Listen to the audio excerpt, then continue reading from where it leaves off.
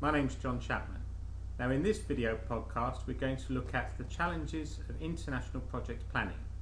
Now when we plan for one site with one organisation in the UK, then a lot of the issues that we're going to face on international travel just don't exist.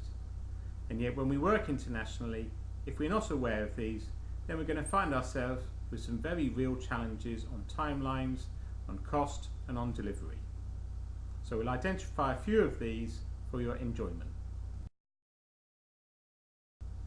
So the first thing we need to look at are the working days in the week. Now of course in Western Europe we work Monday to Friday, starting on a Monday morning and going through to Friday afternoon and into the evening.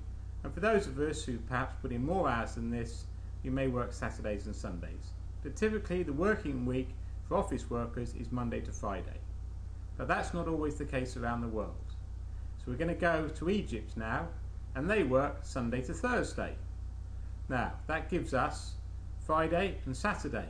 So Fridays are out automatically for us to try and arrange conference calls with our colleagues in Egypt. But when they're working on a Sunday, we won't be. In Saudi Arabia, the days are Saturday to Wednesday. Now again, that gives us a different challenge, because now we can only do work on Monday, Tuesdays and Wednesdays if we want to talk with our colleagues in Saudi Arabia. And finally, let's have a look at Saturday to Thursday. An example of this is Afghanistan. Now we've had a look at these 4 different countries, and we can identify that over this it's only actually Monday, Tuesday and Wednesday that we could consider as working days in the week where we can schedule items to talk with our colleagues around the world. So the working hours. Well, in England, many of us come to work for 9 o'clock in the morning, and we may have an hour for lunch or 45 minutes and leave perhaps around 5:30, perhaps on a Friday leaving a little bit earlier. Well, that's not the case everywhere. So perhaps we've got start at 7 and work through till 2, and in hot climates they might take a break and then start again at 4 and go through to 6. Or perhaps the hours are just straight 8 AM to 4 PM. Now if we put one of our team out on site and they don't know these working times, they might arrive at 9 o'clock, and when they're thinking of turning up for work, they think they've got there on time, and actually they're an hour late. As I say, in the UK it might be just 9 to 5:30, but also in some places it's 10 AM to 6 PM. So you might have your consultant arriving on site nice and early, and they're sat there waiting to get in the office, and then they want to leave at 5 o'clock, but work doesn't finish until 6. Now the next consideration is, what do people do for lunch? So they spend the whole lunchtime for an hour, so they get half an hour, or perhaps they get 2 hours.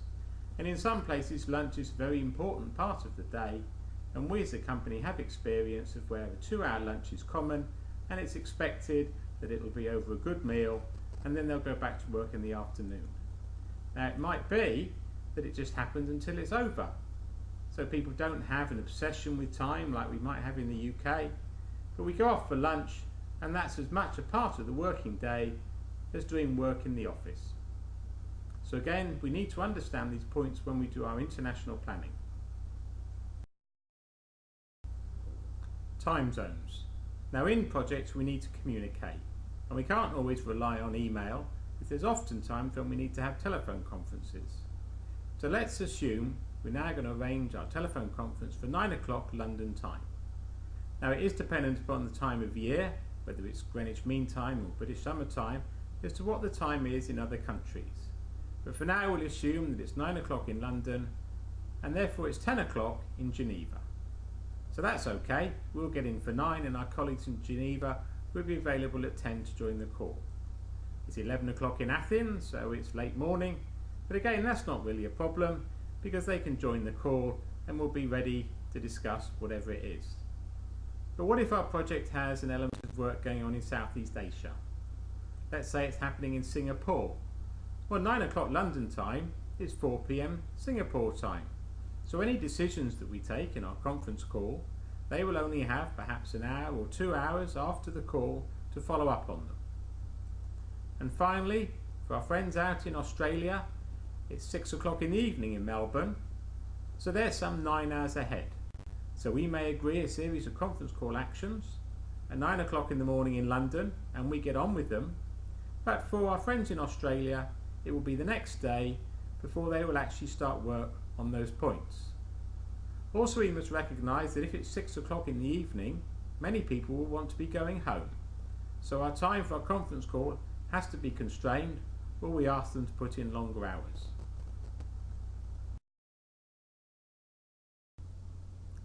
So our project has started and we're now into the depths of planning.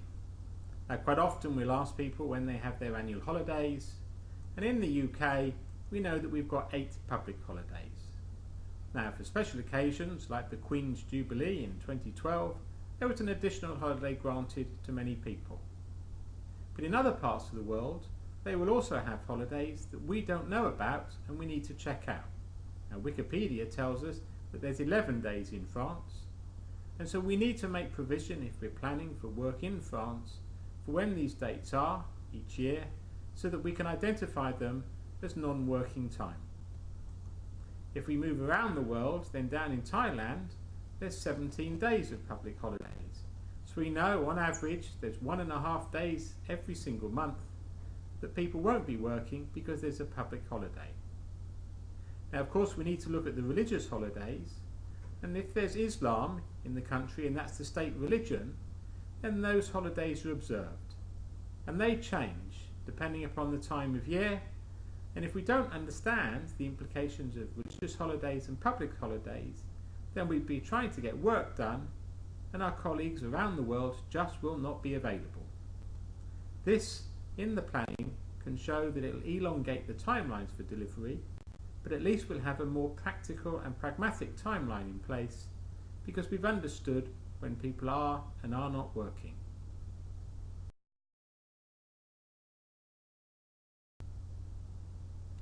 So we've done all this good work about understanding the issues around planning, around working hours and working days. Now let's go through a worked example. So we're going to assume that we're now running a project for an oil company who've got offices in Egypt and Saudi Arabia. Now, as we said earlier, we will need to plan progress conference calls because we want to talk to our colleagues and find out how things are going and not just rely upon email. And of course, these conference calls have to be when there's common working time. So we'll go through Microsoft Project and have a look at what this means when we take into account the working days for the countries that are non-UK. So now we need to bring it all together in Microsoft Project. So what we're going to do is an example for the month of September. Now, within Microsoft Project, it's possible to set working and non-working time. Now, what we normally get is Saturday and Sunday is non-working time. Monday, Tuesday, Wednesday, Thursday, Friday is working time in the UK. Now, remember, we're going to be working with an oil company who have got offices in Egypt and in Saudi Arabia. So we're going to set the non-working time days for Egypt and Saudi Arabia for the working week and also for the public holiday. Now, what you can see in the screenshot there is that actually there's only 11 days when we work when they're working. And this is an important planning consideration. This will elongate our timelines for delivery. Decisions will take longer if they require consultation and consensus. And when going through our resourcing and our allocation of work, we need to understand that conference calls and other items that require input from everyone, there's going to be less opportunity to arrange these. My name's John Chapman. I thank you for listening to this video podcast. Please give us a call. We look forward to speaking with you soon.